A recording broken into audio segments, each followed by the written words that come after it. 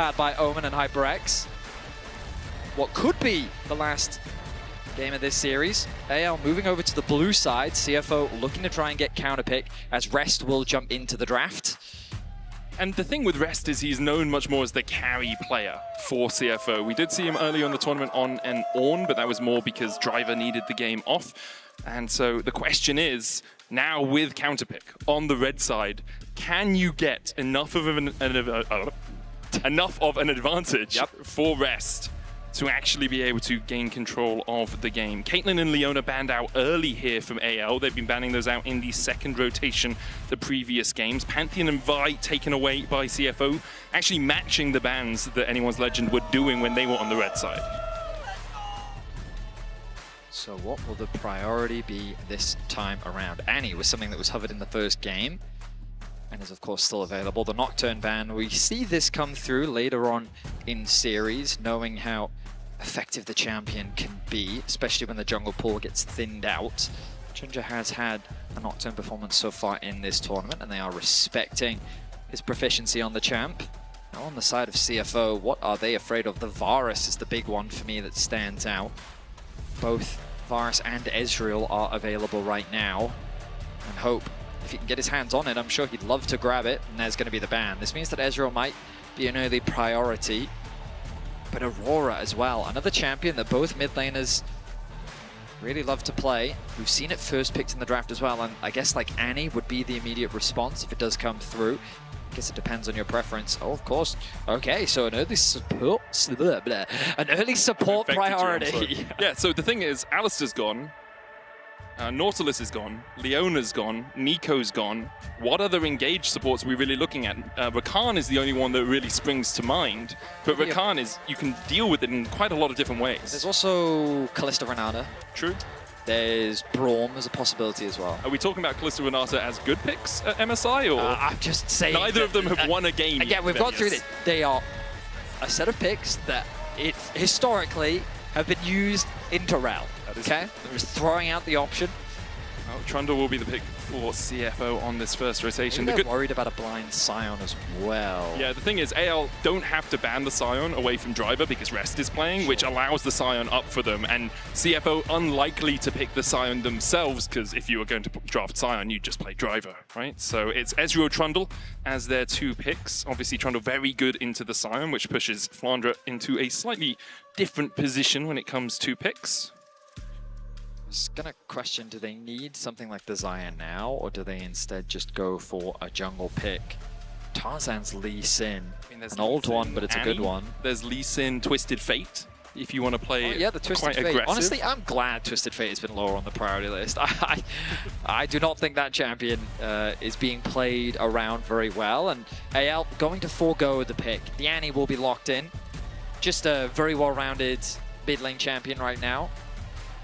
She provides good CC, she has solid laning phase, and also just in the mid game she spikes so hard with her ability to flash engage.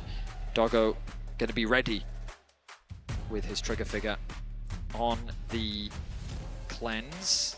Assuming he takes cleanse, obviously has the arcane shift as well if he wants to play a little bit further back and just look for the poke. Braum is the lock here for CFO. Once again, good disengage, especially into the Rel who wants to jump in as soon as she's in the middle of you. If you haven't been caught up, if you arcane shifted away, then the concussive blows come out. The Braum can really slow her from ever getting away, because when you crash down as well, you're reducing your movement speed, which makes it quite hard for the Rel in that 2v2. Moving on to the second phase of bans now. We expect mid laner bans to come through from AL. AD carry is going to be the focus from CFO. Sivir going to be the first to taken off the board. I wonder if that Xayah that we mentioned earlier will be next to hit the ban list. Kai'Sa already taken away, the Lucian, MF, Jhin. With the Varus also banned away. That pool slowly starts to get pinched with the Caitlyn taken away as well. I wonder if we'll see something new from Hope, or whether he will just stick to the Xayah. The Victor going to be taken away, known as a very safe control mage pick into the Annie. Yeah, you just have enough range, really, with the Chaos Ray to farm up the minions. Don't have to worry too much. You've got the Siphon power as well for the movement speed in the lane and the shield. It can be quite hard for the Annie to really harass you too easily in the early game. I think Orianna has some decent value for CFO. Could be another possible ban for AL. Where will CFO go with their final ban? Yeah. It is the Senna, so that means the Xayah is available for anyone's Legend and for Hope if he wants to pick it up. With the Rel already locked in, obviously you're not going to get that Xayah-Rakan combo, but you're looking at keeping your top lane pick for last if you're CFO. Trundle can go top, but the expectation is that that will be in the jungle. As AL look towards their final ban. Anything that you're worried about Rest bringing out? Well, the Jace will be the ban. Hover on the Blitzcrank makes no sense. Just a hover on Blitzcrank. Yeah, I mean, when we get deeper into the draft, I thought early on about Cassante. It's something that Rest... It's one of his preferred champions, for sure. Something that is very well known for. I think it's his most played across his career. It's very comfortable on this champ overall. But instead, the Hui does make more sense. Give your top lane a counter pick. That's why you brought him in for this series-defining game. You brought him in to be a bit of a wild card, to do something a little bit inventive. There's the Orianna. Good prediction on that, Betty. As now we see Flandre having to blind his top laner. Ooh. Hope hovering through a few options. None of the ones that we talked about earlier. It depends what they're very much feeling. Jinx, I mean, doesn't have a lot of protection in a composition like this. But against an Ezreal, you should feel pretty safe to free farm. There we go. Going back to the Xayah that we kind of expected to come through. I think it's nice into the Trundle pillar specifically. They're going to go for a blind Gwen for Flandre. Flandre does love his I Gwen. think, like, Jax could just be a safe topside pick if they want something that has side lane threat, also decent team fighting. They're going to go for the Gwen. Of course, now Rest could pick up the Jax for himself. I don't know if, even though he's super comfortable on the Cassante, I don't know if I love it into Gwen. I feel like that you're kind of giving the Gwen a bit of a free lane. I mean, I guess you could argue that you just fully itemize on the magic resistance, but at the same time, I feel like that you never really have any kill threat on the Gwen. Yeah. So you're just kind of leaving her to her own devices. How do you feel about it compositionally if it is locked in? It is actually going to be the Gnar in the end. Look for that range advantage over the Gwen in the early game, get a lot of grasps, procs off, but So Gwen I mean, obviously later on can just take over side lanes. Yeah, it's much more of a lane bully in favor of the Gnar, but I think it reaches a point where the Gwen really starts to win out on the matchup. In terms of team fight value, Gnar synergizes very nicely with CFO's comp. They've got like the possibility of a wombo combo, but they're very reliant on Rest to kind of act as an engage, which I think is just a very difficult thing to do. AL's composition is a lot more well-rounded in that they have solid lanes, they have solid skirmishing just because they have Elise and Annie. They scale well because they have the insurance of Gwen playing through the side lane.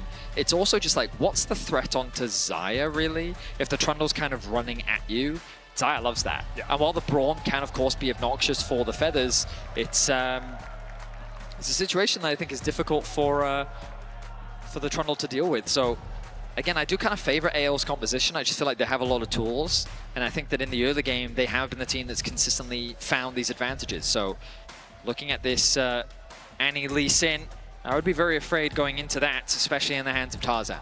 Oh, 100%. Tarzan on his fabled Lee Sin. Hasn't brought it out yet at MSI, but something that he's been known for across the years of his career. And with the series he's having so far as well, giving him something that can have playmaking potential just really facilitates anyone's Legend through this early game. Okay, we're just all running into the same bush, are we? Kaiwing's there.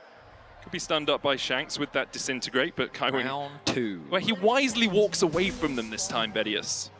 Kyle can always just jump across the wall here, as we're going to actually head over to a quick interview as Shox is standing by with Kadram. I sure am. Hello, Mark. How's it going? It's going great. This is amazing. Being in the venue, the crowd's really loud. It's really fun to see these games. Oh, yes. Oh my god, we got a level 1 fight. There's a flash forward from the Annie. A big stun with the W is going to land onto Honkyu. Kaiwi's going to try and get away with the flash, and there's the flash from Junji as well. Let's go. He still got it, guys. Hey, what's your thought on the... I mean, they chose red side finally. CFO, do you think they used it to their advantage? I mean, they got Orianna into Annie, which is a good lane. They counterpicked the Gwen, but I don't think the Gnar is that big of a counter. I think the Orianna is going to need a lot of help this game. I think it's all going to be about mid. What does your gut tell you? I think AL's comp is going to be a 3-0.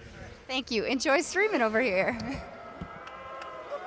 A 3-0 for AL's comp, says Cadril, and the crowd here not too excited by that possibility. They did. They did boo him. You saw a bunch of flashes burnt in the early game. Great job from Cadril for narrating that for us. Junja no longer has a flash, nor does Hongkyu. Kaiwing has neither of his summoners down towards this bottom lane. As Shanks burnt his flash, Ghost was used by Flandre. Less summoners overall coming out from AL. Oh, that's a lot of damage on the Kyle. He's got to be careful here. Doggo with pinpoint accuracy on that Ezreal. I think the thing is, if you're Kyle, Doggo had to use his one and only health pot, and you have 2. True. So you're kind of okay with that trade, especially if you can get towards the level 2 first. Very, very good point, Medic. While AL get the push in the bot side of the map, Shanks, wow, he's bullying out Hongkyu in this early matchup. Normally the Orianna has the advantage early on because the Annie's, well, the Q, when you use it on your opponent, increases the cooldown. You don't get that cooldown reduction compared to when you're hitting or last hitting those minions. And normally you have that slight range advantage, so you can just kind of bully out the Annie every time she tries to walk at you. You can slow her down, but Shanks finding some good angles of attack, getting the push in this matchup. And right now, AL just kind of have 3 pushing lanes. The Lee Sin is going to be pathing towards the top side of the map, I imagine, to assist with Flandre, making sure that he gets that push underneath the tower. And getting it under the tower is important, because you don't want the Gnar to potentially set up that freeze and make things very difficult. Meanwhile, we do have to give congratulations to Kaiwing, his 100th international game. Which, when you consider Kyle going in here, Shadowing Strike going down as well, but when you consider the fact that Kaiwing and the teams he's been on don't often make it too far in the tournament, just shows his consistency as well. Getting over that 100 mark. He would like to make it 102 by the end of the day. Oh, he certainly would. But AL have other plans, it seems, as Junja finishes his clear, so does Tarzan. Both of them going to get their respective scuttle crabs. Speaking of the junglers, Tarzan, it's kind of been a massive impact when it comes to the early game performances of AL. Of course, when we think back to last game, a lot of early ganks were happening, but you kind of look at the advantages that he's been able to build for himself throughout this series has been monstrous, and that K+A at 14, averaging 3 throughout this series. And you think about in the last game how many solo kills that were coming through as well. Good pillar here, but Kyle holds on to the crash down, so was able to jump over it afterwards. Junja was looking for a gank down towards this bottom side, but unable to find anything. Currently just shadowing his bot lane, yet to recall, whereas Tarzan has and is already back out on the map doing his razor beaks and pathing down towards bot. And this is part of the thing that he does. His pathing is always very smart and calculated. He's always about maximizing and efficiency when it comes to that jungle clear. Getting the reclear on the Raptors already means that he is a camp ahead of his jungle counterpart, covering the bot side of the map. I don't know if he needs to force something. I think he can just go get the Krugs and look for a base. That's what he's pinging towards right now. Just as the Krugs have started on the opposite side, so small gold lead already built up for AL. Nothing too significant for the time being, but this bot wave in a very comfortable spot for Hope and Kyle. Yeah, they'll be very happy just holding it here for as long as possible. Obviously, Ezreal can eventually push it in with those Mystic shots. Tarzan is still covering here, as Kyle might look for the mount up flip onto Kaiwing. Doesn't find it. And there's the back coming out from Tarzan. He'll path back out towards his top side and start clearing through his jungle once again. It feels so slow without 4 kills at level 1 there. Really? Does it? We're 5 minutes in and no one has a 1,000 gold lead. Still keeping my eyes on these junglers, though. I feel like we talked about it in draft. We've heard Cadril comment on it as well. This mid lane matchup's going to be super important. This is more of what we expect in the matchup. Hongkyu utilizing his range to chip away at Shanks' HP. After the back, he's feeling a lot more confident in that matchup now. The wave state's in a really good position for him. He can just keep doing exactly what you're seeing. Slowly but surely chip away at that HP bar. Now he's got level 6. He's kill range, but the level 6 is going to be ticked over by Shanks, popping the E as well. That extra bit of shielding. And the mana is a little too low, I think, for Hongkyu to actually threaten a kill. Both of them are going to have their flashes coming back up at the same time as Kaiwing tries to hold the wave here underneath the tower, won't be able to do so. And AL wisely back away, not really forcing for that plate. Want to get their recall off to match the fact that Doggo's got back and got himself a tier and the double longswords. With a 200 gold lead, we'll see if Hope can get a slight advantage in that lane as Tarzan shadows mid lane. I mean, if Shanks flashes in and lands that Tibbers with the stun up, there's the shockwave. Hongkyu flashes away well. That shockwave was Perfect timing. Really well done. My goodness. I feel like he had to have been anticipating something. The way that Shanks was playing the lane there, it was definitely very suspicious from Honkyu's perspective. Junja was also in the river, so perhaps they'd seen Tarzan pathing around that point, or Junja just expected Tarzan to be nearby. Really well done by Honkyu to avoid the pressure from that mid lane, but it does mean both their flashes are down once again, and a Trundle gank onto an Annie, or a Lee Sin gank onto an Orianna. Flandre's here. And Kyle has a flank position. Junja still on that dragon. Tarzan looking for the steal. Flandre's going to join in. Honkyu coming in from the side. Doesn't have that shockwave, but does have enough pressure to force Flandre and Tarzan out. Kyle looks for the Shadowing Strike. There's the crash down as well. Junja's going to land the smite. Hits level 6 off it. Could look for the subjugate. Flashes away from the Sonic Wave. Flandre with the needle worked. Only goes into the Unbreakable as Doggo begins to open up on Kyle and Hope. Good Shadowing Strike is cleansed away by Doggo, but Kyle has to flash himself. Doggo with the lethal tempo gets first blood. Hope flashes away, but is hit by the Winter's Bite beforehand. I don't think he's going to escape this. Another auto attack would be enough. There's another Winter's Bite. And Honkyu will be gifted the kill. Good play caller back from Hope. Honkyu gets on the board. CFO off to a fantastic start. AL, don't make the play happen in the mid lane. That's the first step of this whole process, because Shanks, after committing his flash, means that he's not really able to get involved in the play. He also went to the top side of the map as Flandre rotates down. The re-arrival of Honkyu means that AL are fighting this fight on two different fronts. Tarzan has already been forced to use his W. It's hard for him to get back into the fight, and the engage comes through from Kyle. But CFO wisely, they just hold their ground. Junja is forced to flash out of the fight, but Doggo, he again just isn't afraid.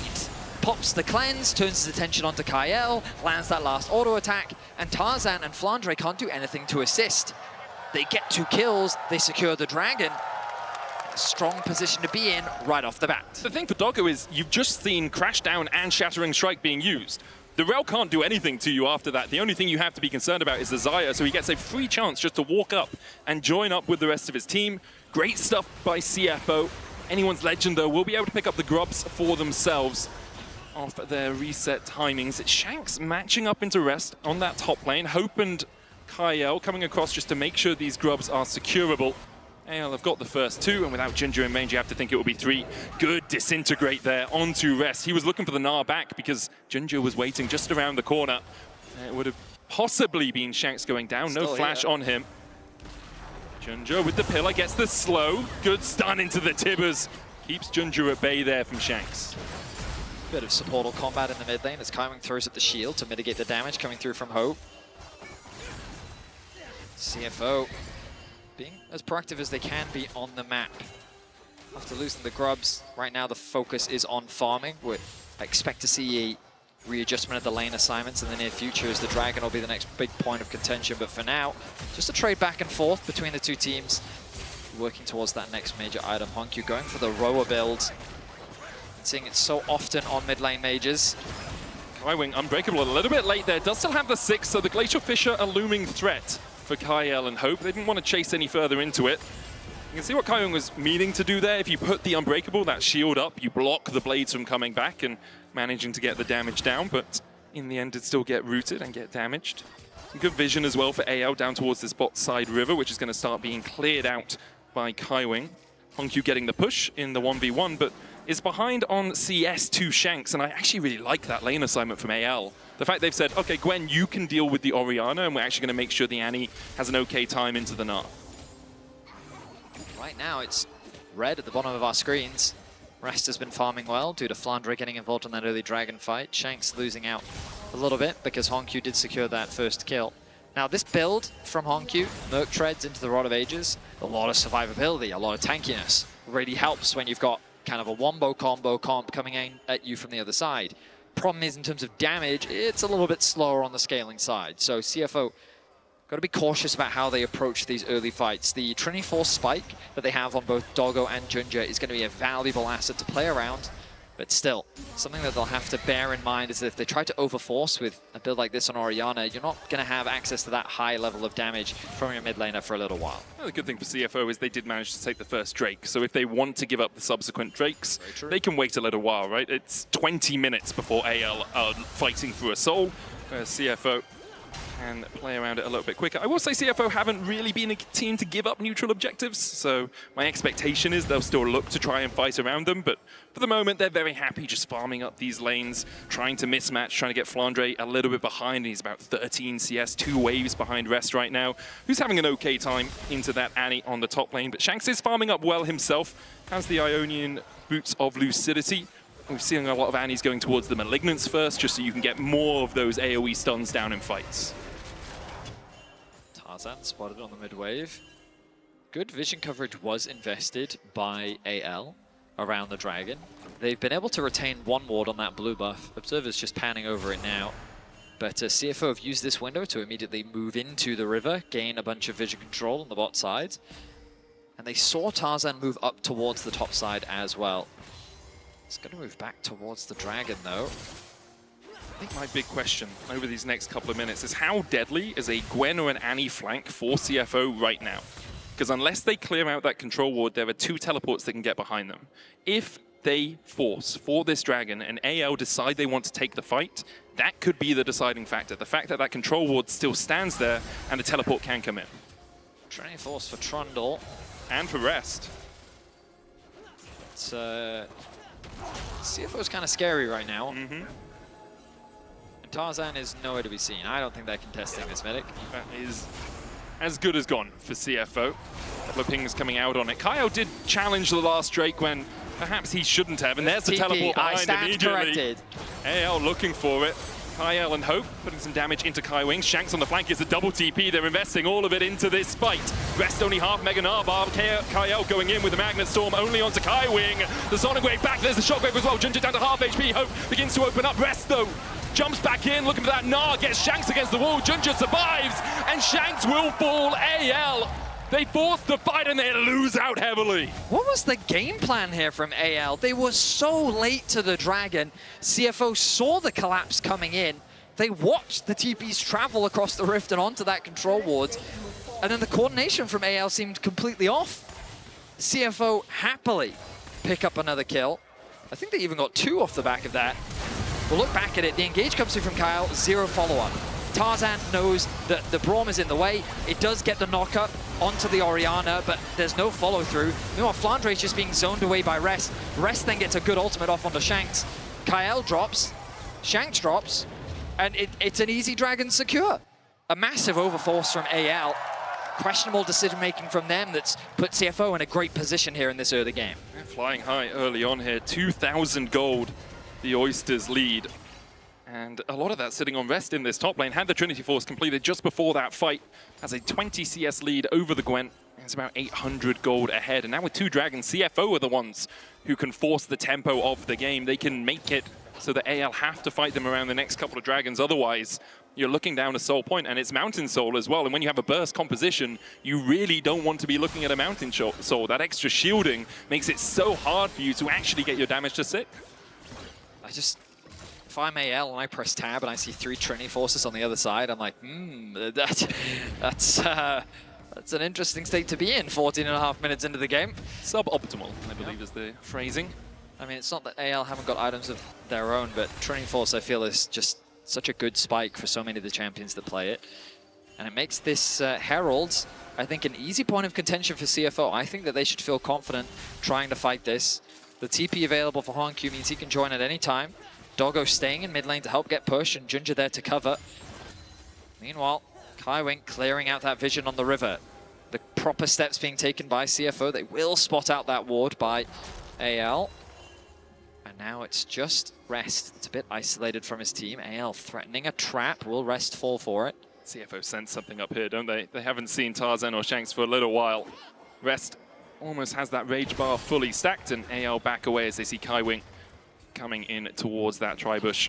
AL had a little bit of vision up towards the top side, but they're going to lose it. Doggo, Shattering Strike, Tarzan jumping in as well with that Sonic Wave. Looks for the Dragon's Rage, but Doggo jumps away. Dragon's Rage kick back, Exhaust going down, and the TP coming in from the Orianna as she looks to join the fight. The Rift Herald will reset. HwangQ here now. Does have that Shockwave, but will AL still take this fight on?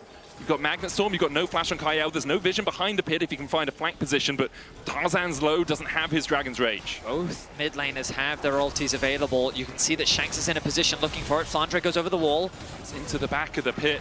Tarzan looking for the Sonic Wave. It's Junja who secures it. There's the Tibbers. The Magnet Storm follow up, but the Shockwave will pull Kyle back. He's stunned up with the concussive blows. He manages to survive. Honku chasing him down. And will get the Clockwork wind up. Meanwhile, in the back of the pit, Junja is going to fall. Rest looking for that Mega Gnar. Honku is on the wrong side of this wall, but does still have a flash. And that Gnar's now Mega.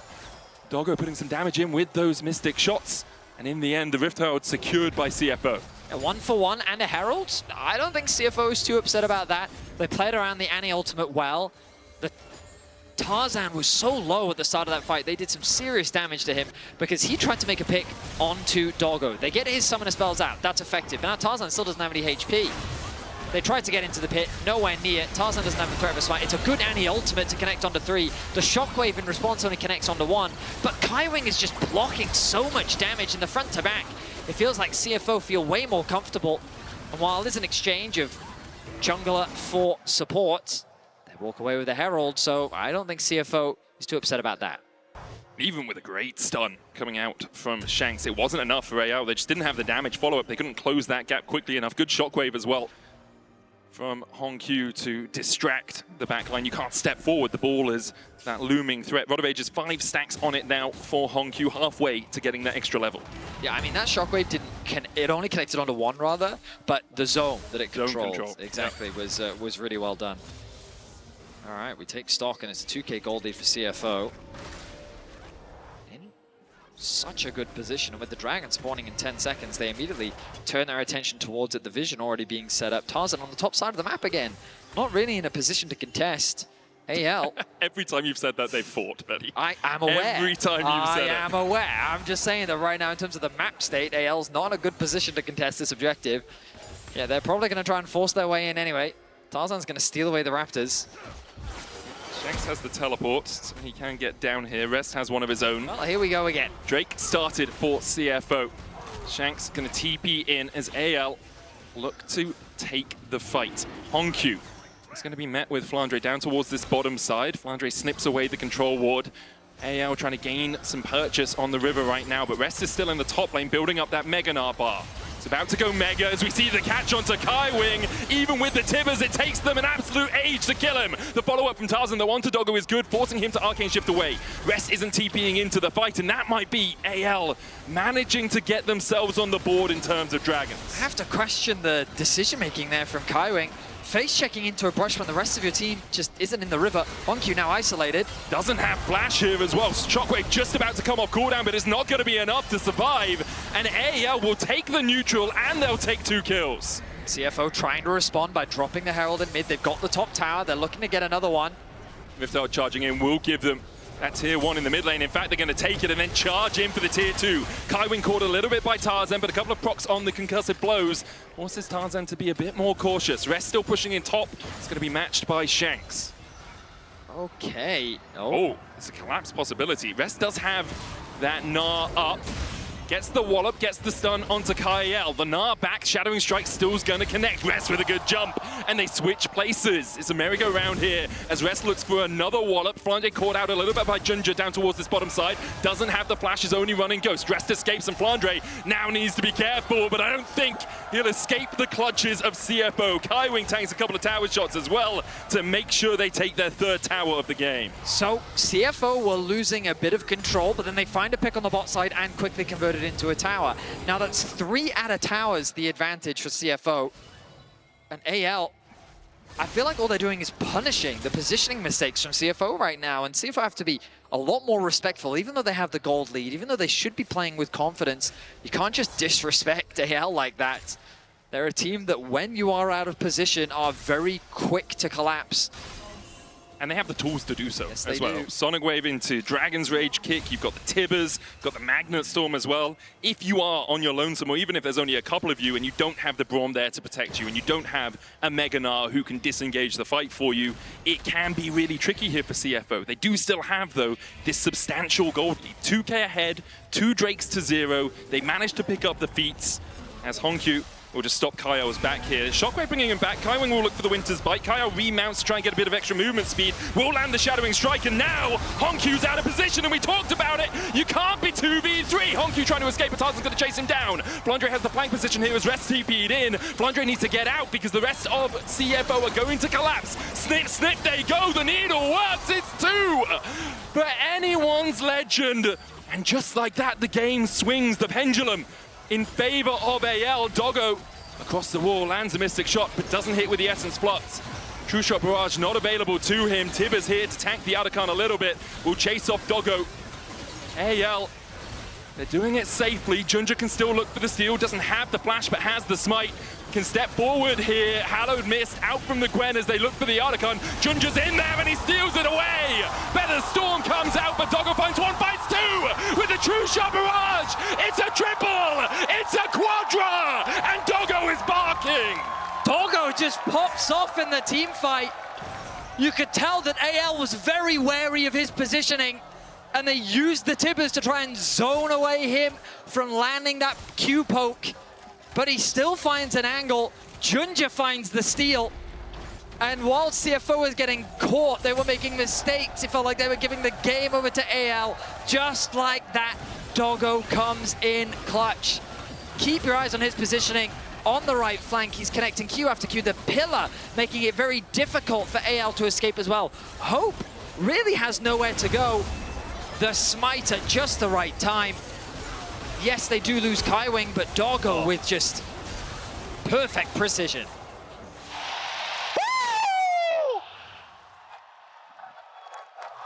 With the crowd behind him, Doggo absolutely popping off. It's been an MSI to remember for him after his miserable time in the LPL. Now showing up for the LCP. Dragon's Rage kick back onto Rest here. Doesn't have the flash. Has no chance of surviving. AL once again will punish a bit of over-eagerness from the CFO top laner. CFO need to be way more careful. They keep getting caught. They have a good gold lead right now, but these mistakes can quickly cost you so much. We've seen how ruthless AL can be.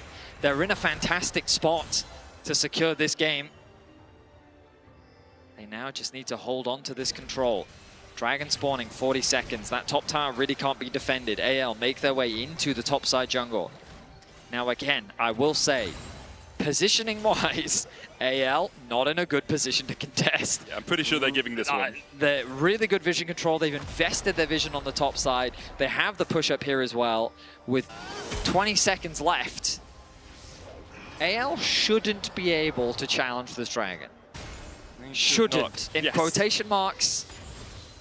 I would be surprised if they do, even after what we've seen so far in this game, because CFO not only have a 3.6 thousand gold lead, they also have 2,500 gold worth of petals from that Otacon, 29 to 9.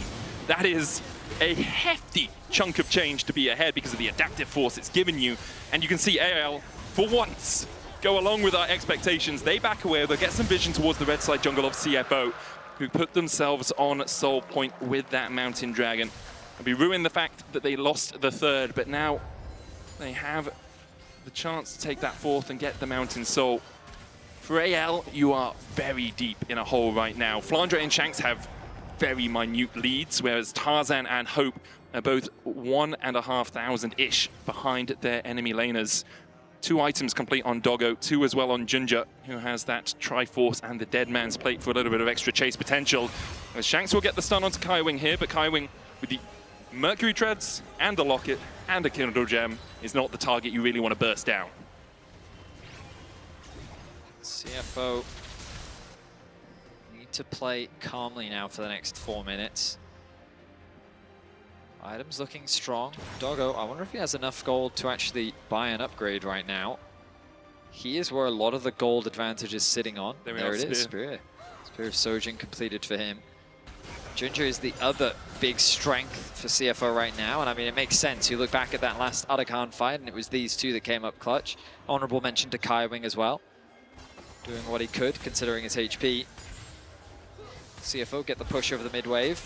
Top wave also pushed in, this will give him an opportunity to start moving some vision control into the top side jungle. Rest very separated from the rest of his team. He doesn't really have anywhere he can go on the map. Obviously that bot wave is far too deep onto AL's side of the map. Means that he's looking to group up with his team. Kyle needs to be careful. Can get close enough to the wall to crash down over it. Kaiwing knocked back with the blast cone, but AL don't really want to engage on the Braum.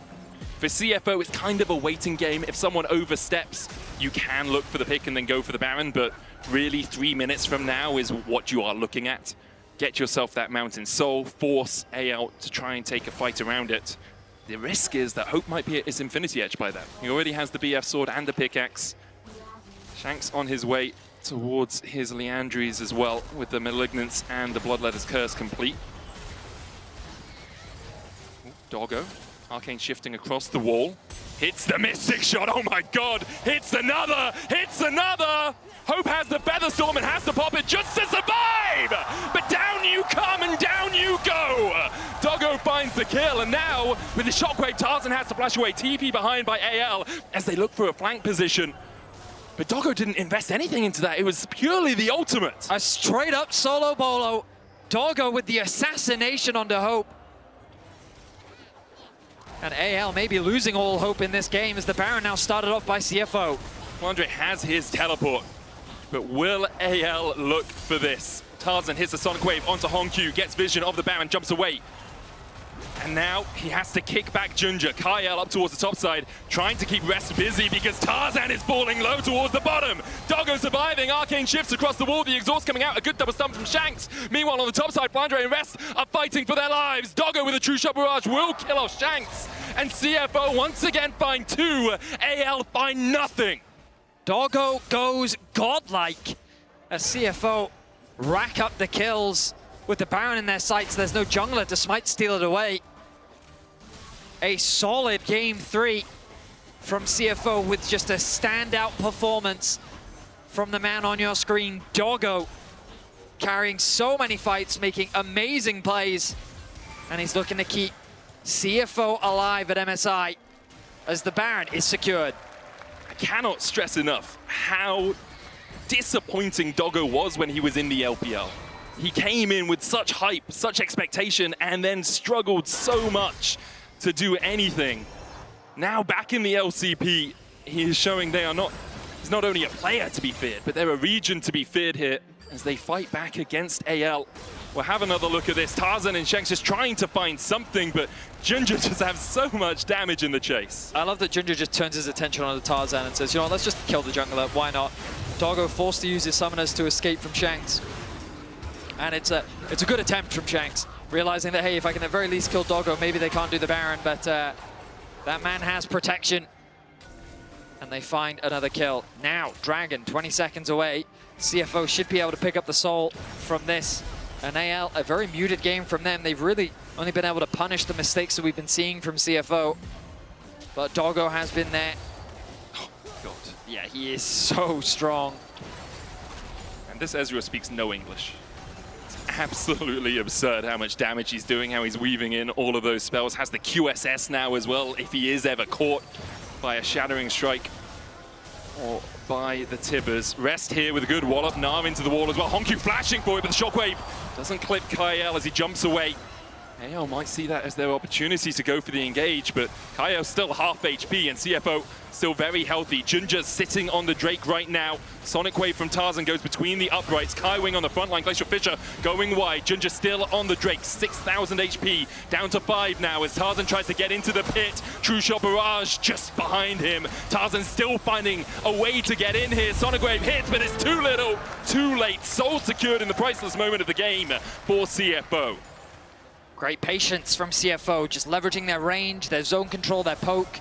Junja, he's not afraid of anything. Good pillar from Junja. They turn around onto him with the Magnus Storm, and with the Tibbers, they'll get the kill. Tarzan looking for a flank here, has that Dragon's Rage, but can't find an avenue to approach. CFO still with the Baron for 40 seconds. That's about one more wave worth of pushing time.